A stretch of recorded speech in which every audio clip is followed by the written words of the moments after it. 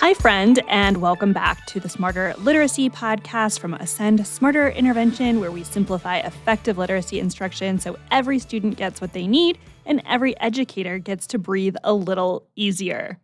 So I'm Corey, and if you are listening to this in real time, we are stepping into a brand new year. I love a new year. It feels like a fresh page or a clean notebook. I don't know if you're anything like me, but having a clean new notebook with all of the empty pages just feels absolutely incredible. And I think what it does is it just offers us this opportunity where we feel like we can breathe and begin again, right? So it's this white space that you have that really does feel like a fresh start. And that's what a new year often feels like for me. And I've really been thinking a lot about what it really means to start a new year. So, not in this like new year, new goals kind of way. And hey, if you know me, you know that I am here for a good goal. But I really wanted to think about what this looks like in a deeper and more grounded way, just a way that feels maybe more aligned is the best way to put that. I don't know. But if I'm being honest, 2025 was heavy. It was a year of pushing for me, for our team, and I know for so many of you in your classroom or your instructional setting as well. It felt like pushing to keep up or pushing to stay ahead, pushing through these shifting expectations and limited time and just endless plates that felt like they were spinning in the air. At least that's how it felt for me. And by the end of the year, I honestly felt pretty drained, not because I didn't love the work. I absolutely do, but because the pace and the pressure weren't aligned with the kind of educator or the kind of leader that I really wanted to be. And so a couple of weeks ago, we had our 2026 strategy meeting. So every year we hold a strategic planning meeting. And a few weeks ago, we held that meeting and we did something honestly kind of simple. We went back to the basics and we actually used the exact same executive functioning process that we teach our students and we applied it to ourselves step by step. And I want to share what that looked like because I think it could be something so helpful for you as you're beginning the new year and really thinking about what you want this year to look like and how you can apply this executive functioning framework to yourself. And the beautiful thing is that once you start to internalize what that looks like for you, you can start to model that in your classroom or in your instructional setting. And so I am so excited because I am going to walk us through exactly what that looks like. Now, what I want to be clear about is this isn't meant to be a checklist where it's like done, done, done, done, done. That feels like just one more thing to do, and that's not what we're going for here.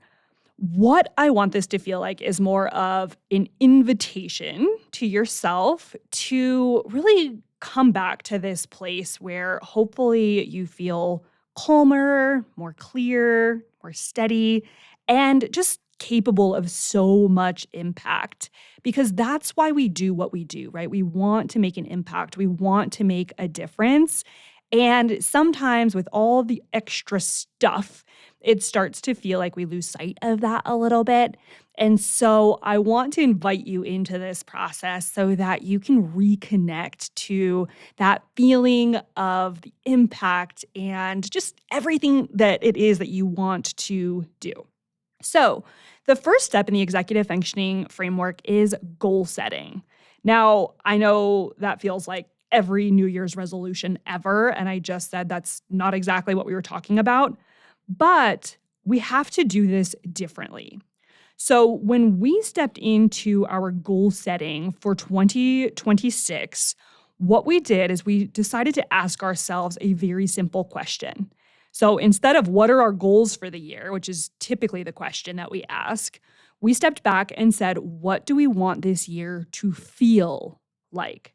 So not what do we need to accomplish, not what should we build, what programs are we focusing on, what student growth impacts are we looking for, but what do we want this year to feel like?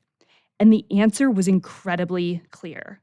We want to help educators reclaim calm, clarity, and a sense of ease so they have energy left for the things that matter most for their students and for them. Because we believe that when educators can show up feeling calm, feeling clear, feeling a sense of peace, that students will feel that too, right? They carry that, they hold that as well. And it creates this sense of relief for them, almost this sense of everything's okay and the future is good for everyone. And I think we all need that right now. So that became our North Star. That was really what we decided. This is the intention for the year. We want this year to feel calm. We want it to have clarity. We want to have a sense of ease and peacefulness. And honestly, when we stepped back and looked at it that way, that changed the way that we planned or thought about everything that came next. So I think that's an important step back to really think about if we are goal setting. It's not about what do we want to accomplish, but what do we want the year to feel like. And so what I'd love to invite you to do is take a moment to reflect on that for yourself. And what do you want this upcoming year to feel like? And again, if you're listening in real time, that could be 2026, right? We're at the beginning of the year. However, you can do this at any time. This doesn't require a new year. You can decide that you are ready for a fresh start at any time. But the question becomes, what do I want this year to feel like? What do I want the rest of the year to feel like? What do I want it to feel like? Not what do I want to do? All right, so that brought us to the second step in the executive functioning framework, which is regulation.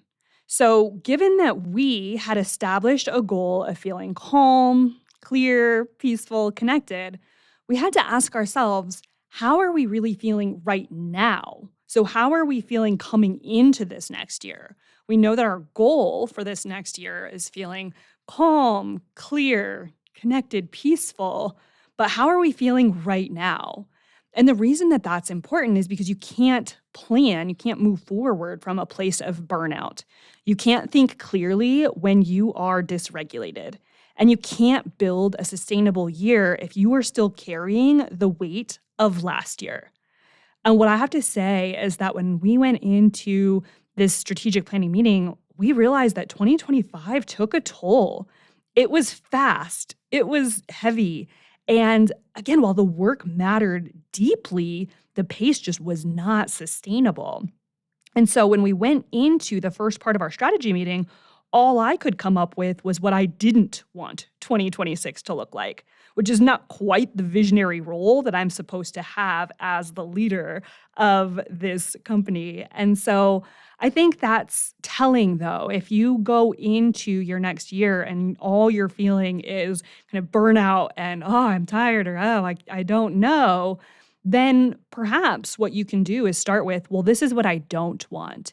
And ultimately, what that started to open up for me was, okay, well, then what do I want? If these are the things that I don't want, then what is it that creates, if we can say we're not doing that anymore? And so what I realized by stepping back and considering what I didn't want for 2026 was that we actually needed to realign both emotionally and energetically so that we could have the kind of presence that we wanted to bring to our work. So again, having that calm, that grounded, that just peaceful alignment where it wasn't feeling frantic or rushed, not this sort of try harder and do more. And for me, that's hard because that has been really everything I've ever done. Harder, faster, more.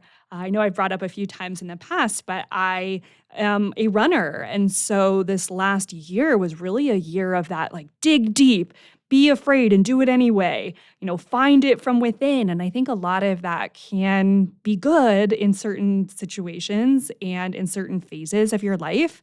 It's just not good if you continue to do that. So if you're feeling like you're in this place of pushing, grinding, then you may need to step back and determine, all right, is that what we're looking for as we move into 2026? And if so, amazing, beautiful. There can be so much growth that can come from that too, but that just may not be the season that you are in.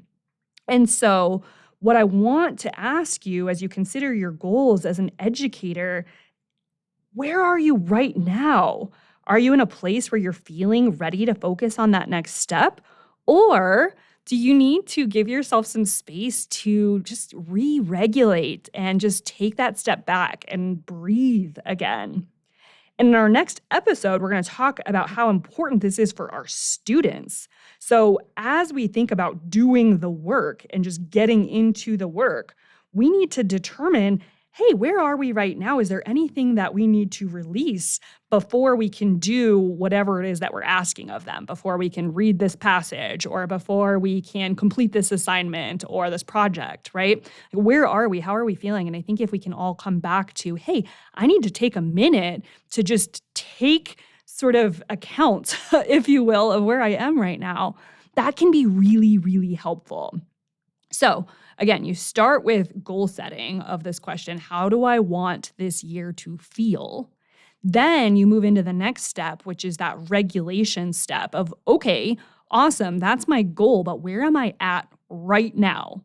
And what is it that I might need right now before I can start getting into the work? And then that's going to move us into step 3 of the executive functioning process, which is attention.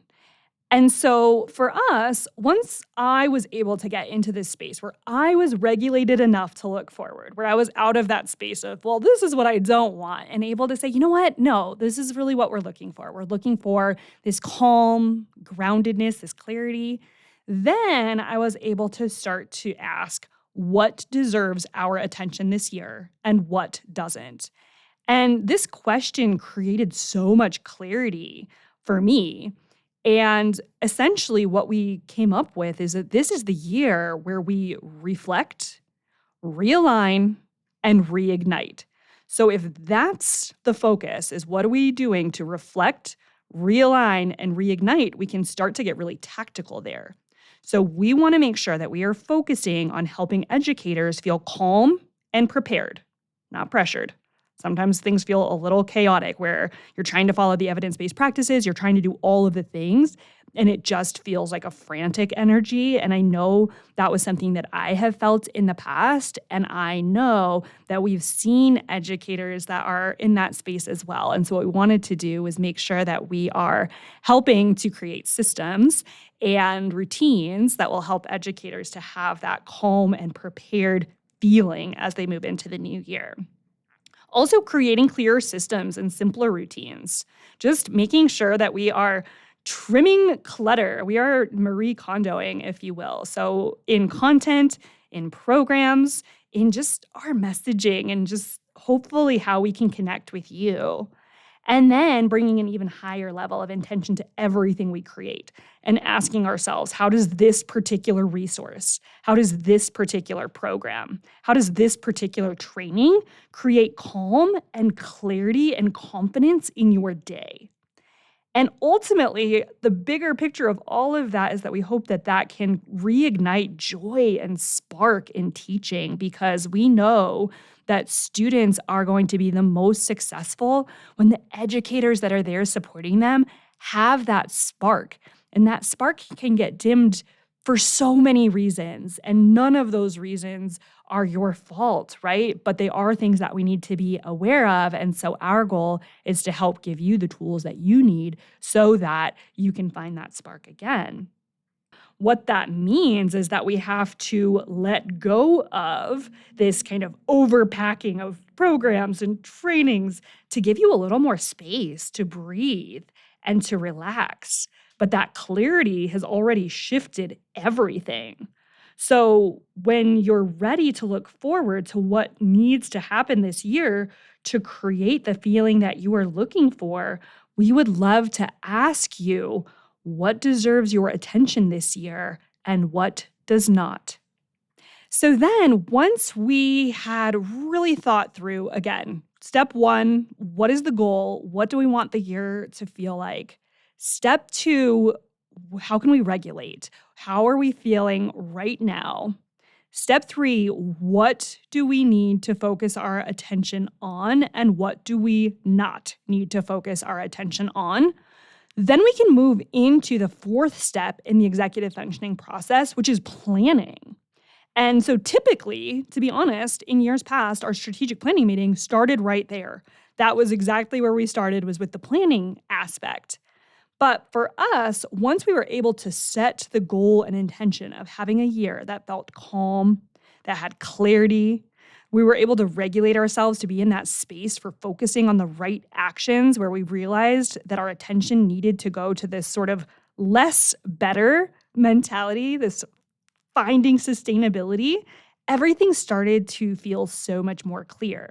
So instead of this huge checklist of, okay, our plan is to accomplish this, and this, where we're just going to go check, check, check, check, check, it felt completely different. So as we planned for this year and that started to come together, we realized that for us, we want to make some very intentional changes coming into 2026. So for example, some of those things that we have planned out are giving our 5CCL Learning Lab more space and breathing room by shifting some of the content that is currently in there to more clear pathways that would help address very specific needs for educators, because we want to step away from overwhelm and into clarity. So what does it look like to help provide that clarity? We're also creating a literacy reset for this summer, which will be a virtual 3-day reset experience for educators that I am honestly so excited about. I cannot wait for this. I feel like we can do a reset at any time, but I think sometimes after the school year is over, it's a really good time to really go through this process that we're talking about right now, where we can reflect on what went well and what do I feel good about and what created friction and what do I want to change and what does that look like coming into the new year? So that's going to be so exciting. And then another plan is supporting teachers with a brand new Delivering Smarter Intervention Summer Kickoff, which is a 4-week coaching and prep experience to help our DSI members walk into the next school year really feeling grounded and calm and confident and having that clarity, all the things that we're looking for this year. That's what we're looking to translate over for our educators and our programs. And so our planning became rooted in the simple idea of, less, better, and coming from a place of clarity and not from just this kind of more. The more that you have, the more that you can do. I think for a long time that was sort of the idea. And now it's really about trimming back and creating the clarity for how do you use these resources and how do you use this training. And again, that can look completely different for you. So as you think about your plan, you're really doing the same thing of reflecting back to what is the goal? How am I feeling about it? Where do I need to focus attention? And then what is the plan that I can put in place so that I can start to achieve those goals that I have for the year? And then what that will do is that will bring us into our 5th step in the executive functioning framework, which is reflection. And we will continue reflecting as the year goes on. And that's something that we'd love to invite you to do as well. Now, when we think about reflection, we also want to be clear this isn't in a place of judgment, but rather curiosity. So what we'll be doing is asking what is working, what isn't, what is draining, what lights us up, where do I feel aligned, where do I feel overwhelmed, what is bringing joy or sparking joy, Marie Kondo would say, and what is creating friction.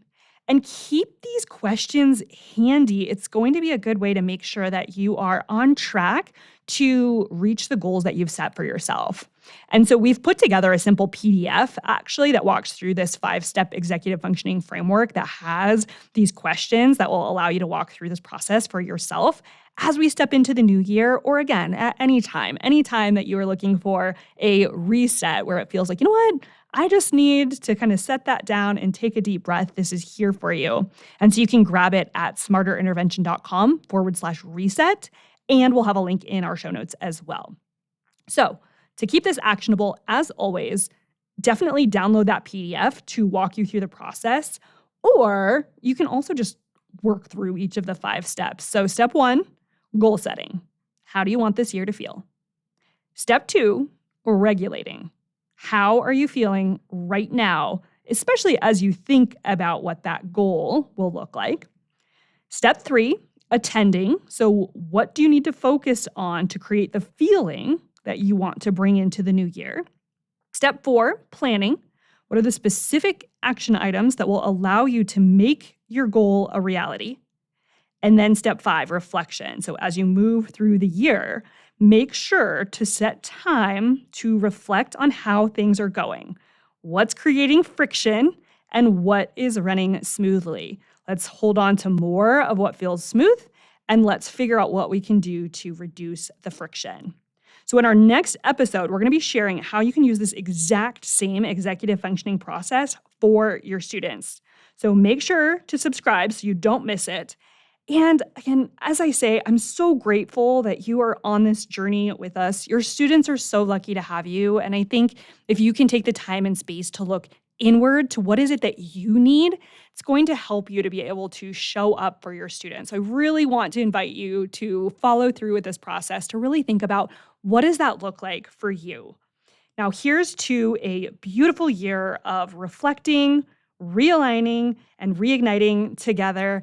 And I look forward to seeing you on our next episode.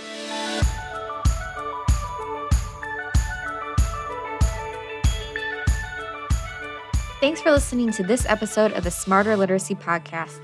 Make sure to subscribe for more strategies and insights to make delivering effective literacy instruction easy, or at least easier.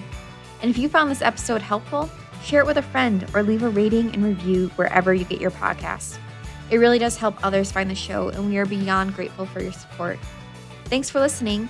Until next time, happy teaching.